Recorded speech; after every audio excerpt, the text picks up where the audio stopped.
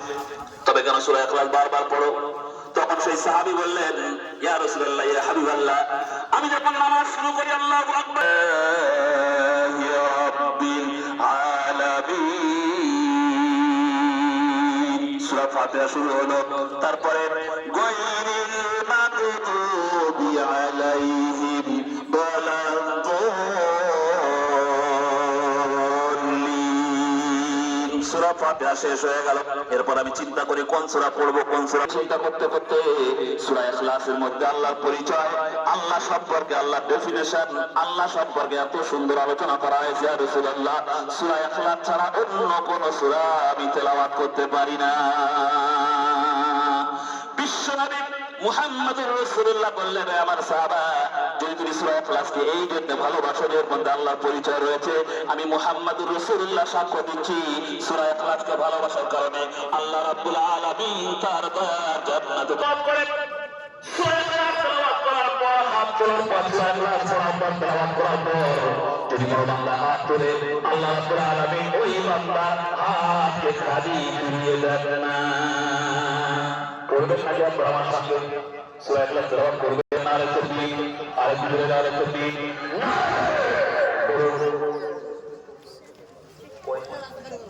হাফেজ ছাত্র যারা পাগড়ি নেবে, আলহামদুলিল্লাহ। দেখেন কোরআনের পাখি যা মুকাম্মাল কোরআন শরীফ 3 সাল মুখস্থ করেছে, বুঝতে পারতেছেন না কত বড় কঠিন বিষয়। আমাদের তো ভাষা নয়, আরবি কি আমাদের ভাষা? কিছু বলবে না, কচি বাচ্চা তারা আমরা সঠিকভাবে মাতৃভাষা বলতে পারে না, অথচ আল্লাহ কোরআন যে সাক্ষ্য হয়ে গেলেন। ভাইরা আমার, আল্লাহ ফেরেশতারা সবসময় সিসি ক্যামেরা দিয়ে রেখেছে, বিশ্বাস করেন না। আমি আপনি কি করি না করি, সব তো রেকর্ড হয়, রেকর্ড হয় না? এই যে দুই কাঁধে কিরামান কাতিবিন ফেরেশতা আছে, তাকে বিশ্বাস করেন তো? তারা সব কিছু পঙ্খানুপঙ্খানু রেকর্ড আমার আপনার আমলনামা দ্বারা লিপিবদ্ধ করতেছেন প্রত্যেকটা দিন। ঠিক আছে ছাত্র ভাইরা, প্রত্যেক শিক্ষক একটা করে ফুল প্রদান করবে, গোলাপ পাগড়ি এখন না, পাগড়ি পর প্রত্যেক শিক্ষকের হাতে একটা করে ফুল দিবেন। তো আপনি বলুন না, বিস্তার বলুন না।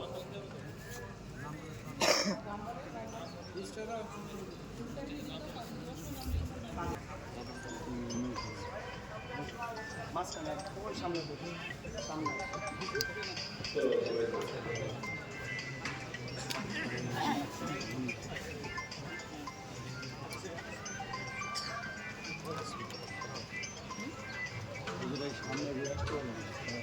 ভাইরা, সুন্দর মজলিস তৈরি হয়ে গেছে, এটা আরো সুন্দর করার জন্য আমি আপনাদের কাছে আবেদন করবো, এই জায়গাটা ফাঁকা আছে, একটু সামনে চেপে আসেন, পিছনে যারা দাঁড়িয়ে রয়েছে বসতে সুবিধা হবে। কোরআনের মাহফিল বরকতপূর্ণ মাহফিল, আল্লাহ পাকের রহমত হচ্ছে এই মজলিসের উপর। আপনারা সরে আছেন, হাফিজুল কোরআন এত বড় ছাত্র পাগড়ি নেবে, কত বড় সৌভাগ্যের বিষয়, কত বড় সৌভাগ্যবান সেই সমস্ত পিতা যে সমস্ত দ্বারা এই সমস্ত সন্তানদেরকে জন্ম দিয়েছে। আর এই মাদ্রাসার যারা পরিচালক, শিক্ষক, সেক্রেটারি থেকে শুরু করে সবাই, তারা বড় সৌভাগ্যবান। এতগুলো কোরআনের পাখি আপনাদেরকে উপহার দিয়েছেন সমাজের জন্য, তারা কাজ করবে ইনশাআল্লাহ। একটু দরুদ শরীফ পড়তে পড়তে সামনের দিকে চলে আসেন। আল্লাহুম্মা সাল্লি আলা, এই জায়গাটা গ্যাপ হয়ে রয়েছে অনেকটা, কি জন্য? এই ছাত্ররা তো সামনে চলে এসো। जुल्मते दिल दूर करती है नमाज, नूर ईमान कल्ब में भरती है नमाज। आए मोमिनो उसे कर लो वक्त पे अदा, जिंदगी में कभी ना होने दो क़ज़ा। अल्लाहुम्मा सल्ली अला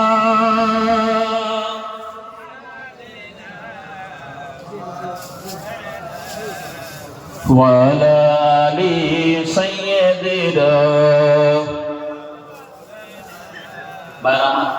আমরা একটা প্রসঙ্গ থেকে একটু মাঝখানে অক্ষ হয়ে গেছে। যাই হোক, আমি আপনাদেরকে বলেছিলাম সূরা ইখলাস আমাদের সঙ্গে, আমার সঙ্গে তেলাওয়াত করার কথা করবো ইনশাআল্লাহ।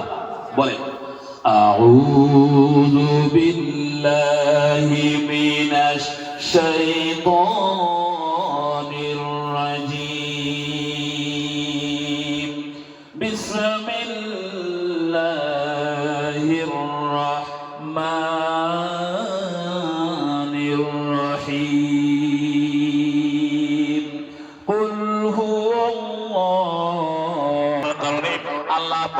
আমল নামায় সঙ্গে সঙ্গে 10 খানা নেকি রিসার্চ করে দেন। একটু জোরে বললেন না? नबीजी मोहम्मद से बोला माकुल अलिफ लाम मीम हर्फ, मैं ये नहीं कह रहा हूँ कि अलिफ लाम मिल के एक हर्फ है। अलिफ लाम मिले 3টে মিলে একটা না। লামের জন্য 10টা, মিমের জন্য 10টা, সঙ্গে সঙ্গে তার আমল নামায় 30 খানা নেকি লিপিবদ্ধ হয়ে যায়। আলিফ লাম মিম বলে কটা নেকি পাওয়া যায়? 30 খানা নেকি। তো আপনারা আমার সঙ্গে সূরা ইখলাস পড়েছেন। ভাইরা আমার, এই মজলিস হলো কোরআনের মজলিস। নবী বলেছেন লা ইয়াকুদু আতাদারাসুল কোরআন ইয়াকুদু কওমুন আতাদারাসুল কোরআন। যেখানেই কোনো মজলিস, যেখানেই মানুষ কোরআনের কথা শুনতে বসে যায়, তাদের সম্মানার্থে উপর থেকে আল্লাহ পাক শত শত হাজারে হাজারে ফেরেশতা পাঠিয়ে দেন সেই মজলিসের সিকিউরিটি করার জন্য। বলুন না সুবহানাল্লাহ। কথা বুঝতেছেন না? কত বড় বরকতপূর্ণ মজলিস। আর হাফেজে কোরআন তার আমাদের মজলিসে, আমাদের স্টেজে, আমাদের সামনে উপস্থিত। একটা অক্ষর পড়লে যদি 10 খানা নেকি পাওয়া যায়। এইসব ছাত্রগুলো কোরআন মুখস্থ করেছে, পুরো কোরআন তাদের ব্রেনে। একমাত্র আল্লাহ পাকের অসীম দয়া ছাড়া কখনোই সম্ভব না। আমি আপনাকে একটা ছোট্ট পাতলা বই দেব, গোপাল ভাঁড়ের গল্পের বই। দম ফাটানো হাসিতে ভরা কোন একটা গল্পের বই দিলাম, আপনাকে বললাম 5 মাস সময় দিলাম, আপনি এটা মুখস্থ করে আমাকে শোনাবেন। আল্লাহর কসম সম্ভব হবে না, পারবেন না আপনি। যদিও সেটা আমার মাতৃভাষার বই, কিন্তু এই ছাত্রগুলো এরা পড়েছে মুখে, কিন্তু বুঝতে পারেনি অর্থ কি। হুজুর বলেছেন, ওরাও বলেছে। হুজুর বলেছেন, বলো উলাইকা আলা হুদাম মির রাব্বিহিম ওয়া উলাইকা হুমুল মুফলিহুন। হুজুরের সাথে সাথে তারাও বলেছে এবং মুখস্থ করেছে। এখন যদি আমি আপনি ঈমান আর ইসলামের পার্থক্য না বুঝি, তাহলে নিজে মোমেন কি মোমেন না, মুসলিম কি মুসলিম না, এই উত্তরটা আমি কিভাবে দেব? কথা বুঝতেছেন না? হাদিসে জিবরাইলের মধ্যে, লম্বা চড়া হাদিস, সময় খুবই সংক্ষিপ্ত।